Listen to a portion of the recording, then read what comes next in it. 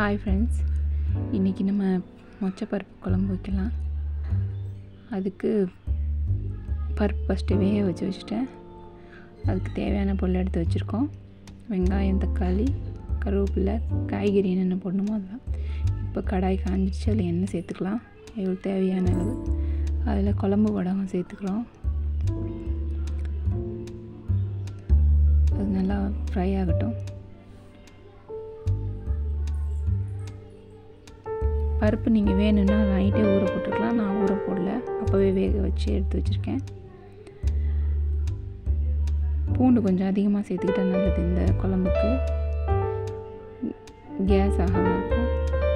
அப்புறம் வெங்காயம் சேர்த்துக்கலாம். சின்ன வெங்காயம் சேர்த்தா நல்லாயிருக்கும். என்கிட்ட இல்லை, அதனால நான் பெரிய வெங்காயம் சேர்த்துருக்கேன்.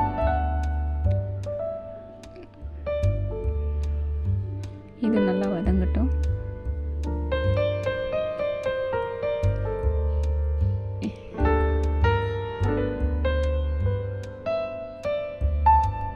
நல்லா வதங்கிட்டே இருக்கட்டும்.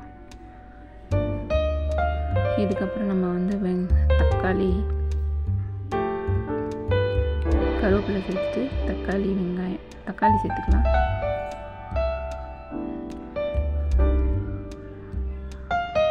அதையும் நல்லா வதக்கிட்டு இருக்கலாம். இது கொஞ்சம் நல்லா வதங்கி வரணும். அப்போ தான் குழம்புக்கு நல்லா டேஸ்ட் வரும்.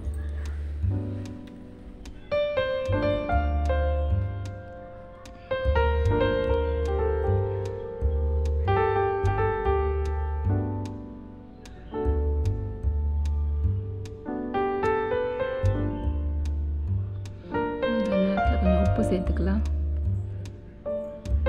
பூண்டு சேர்த்துக்கலாம். அது கொஞ்சம் வதங்கட்டும். தேவையான காய்கறிலாம் எடுத்து வச்சுருக்கோம். நான் சேப்பங்கிழங்கு, கொஞ்சம் முருங்கைக்காய் சேர்க்க போகிறேன். அப்போ அது அந்த காயோட டேஸ்ட் இந்த குழம்புல வரும். அதனால் அது ஏதாவது காய் சேர்த்து செஞ்சால் இன்னும் நல்லாயிருக்கும். சேப்பங்கிழங்கு நான் இன்றைக்கி வேக வைக்கல, சும்மாவே உரித்து வச்சுருக்கேன். உரிச்சிட்டு க்ளீன் பண்ணி கட் பண்ணி வச்சுருக்கேன். அப்புறம் முருங்கைக்காய், இந்த 2 காய் போட்டால் இன்னும் டேஸ்ட்டாக இருக்கும் குழம்பு. கத்திரிக்காய் போட்டாலும் இன்னும் டேஸ்ட்டாக இருக்கும். ஆனால் நாங்கள் கத்திரிக்காய் சாப்பிடாதனால நான் போடலை.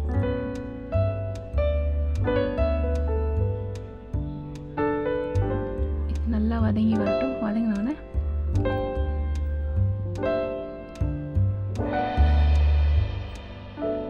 வேக வச்சு எடுத்து வச்ச பருப்பை சேர்க்கலாம்.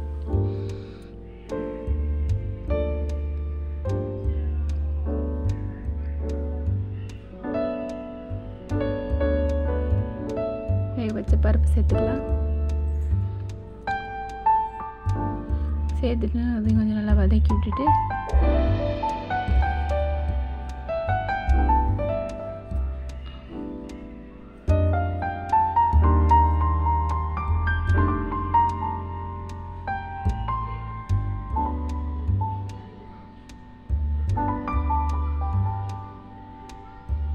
இந்த நேரத்தில் மஞ்சள் பொடி சேர்த்துக்கலாம்.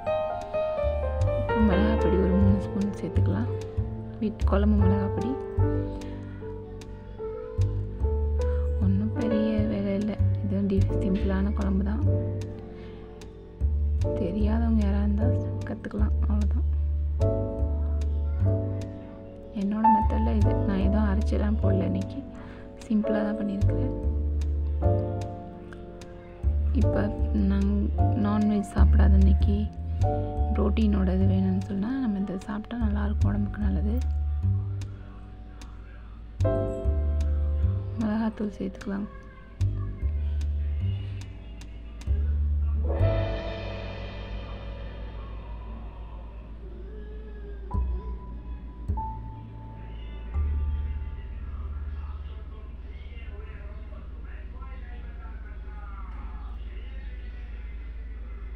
மிளகாத்தூள் 3 ஸ்பூன் சேர்த்துக்கிறேன். இப்போ கொஞ்சம் நல்லா கிளறி கொடுத்துட்டு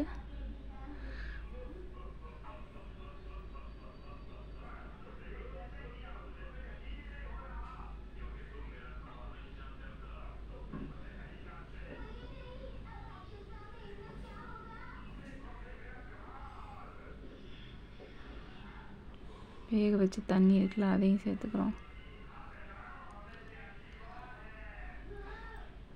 சேர்த்துட்டு புளியை கரைச்சி ஊற்றணும்.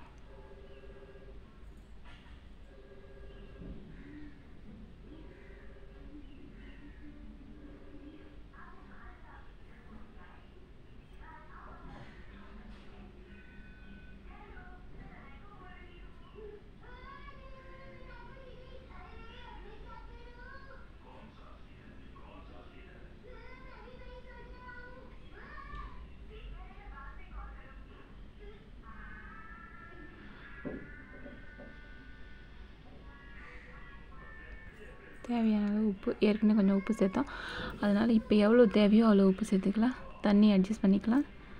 இப்போ கொதிக்கட்டும், நல்லா வேகணும். பருப்பு காய்கறிலாம் நல்லா வெந்து வரணும். அது வரைக்கும் கொஞ்சம் மூடி வச்சு வேக வைக்கலாம்.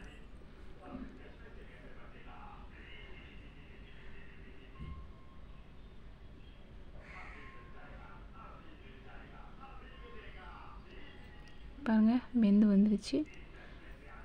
காயோட கலர்லாம் சேஞ்ச் ஆகிடுச்சு. மேலேருந்து கொஞ்சோண்டு நல்லெண்ணெய் ஊற்றிக்கலாம் டேஸ்ட்டுக்கு. அதுக்கப்புறம் மொச்சப்பருப்பு குழம்பு ரெடி ஆயிடுச்சு. தேங்க்யூ ஃபார் வாட்சிங்.